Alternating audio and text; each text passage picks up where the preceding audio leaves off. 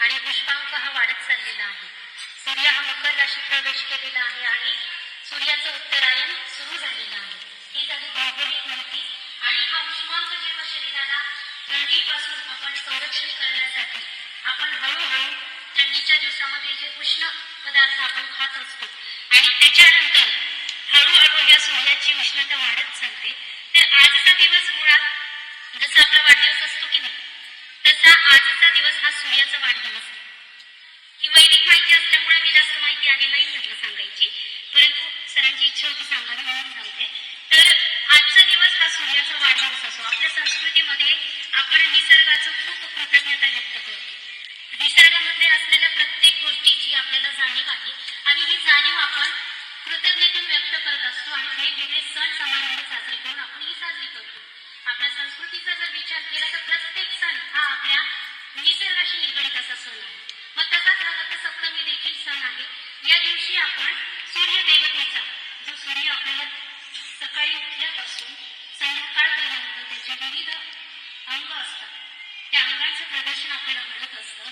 आणि हा सूर्य न चुकता अगदी आपल्याला उठल्यापासून सकाळी आपण जेव्हा उठतही नाही अशा जर आपण सूर्याचा जर विचार केला तर संपूर्ण दिवस आपल्याला प्रकाशमान ठेवण्याचं कार्य आणि हा जो सृष्टीवर जो अंधकार झालेला असतो तो नष्ट करतो सूर्यदेवता.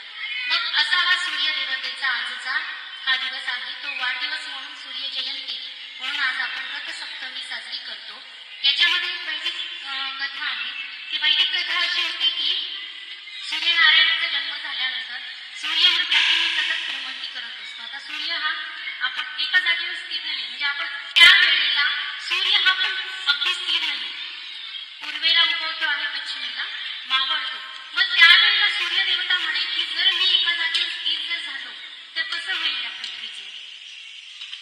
मग त्यावेळेला देवाने त्यांना वरदान दिलं होतं आणि आजचा दिवस एक स्थिरत्व थोडंसं त्यांना प्राप्त व्हावं त्यासाठी त्यांना रथाची रथ प्राप्त करून दिला होता.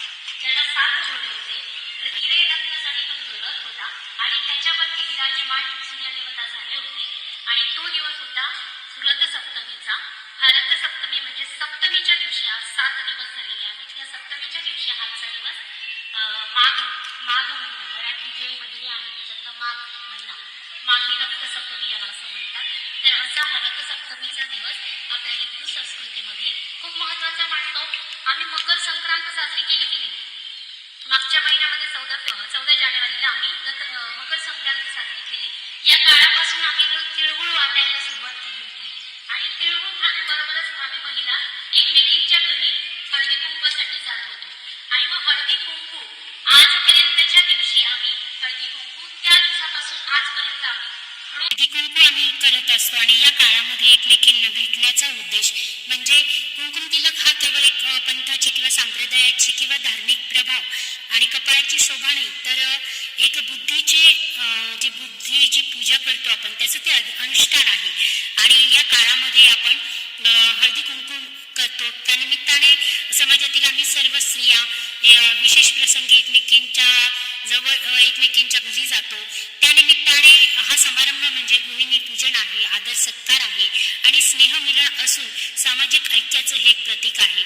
आणि जर आपण या रथसप्तमीचा जर आपण वैज्ञानिक दृष्टिकोनी जर विचार केला, याचं उत्तरायण सुरू झालेलं असतं आणि पृथ्वी ही स्वतःभोवती आणि सूर्याभोवती प्रदक्षिणा सुरू असताना ज्या वेळेला पृथ्वीचे उत्तर ध्रुवाकडील बाजू ही सूर्याजवळ येते तेव्हा त्याला आपण उत्तरायण म्हणतो.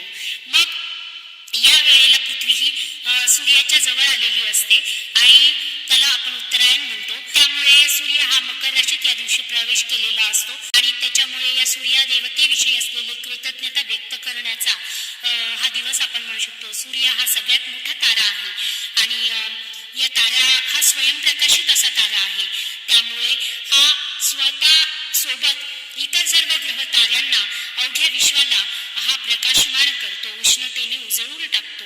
असं हे सूर्य देवतेचे मनोभाविक ज्या दिवशी पूजा केली जाते तो हा दिवस आपण रथसप्तमीचा दिवस म्हणून आपण साजरा करतो.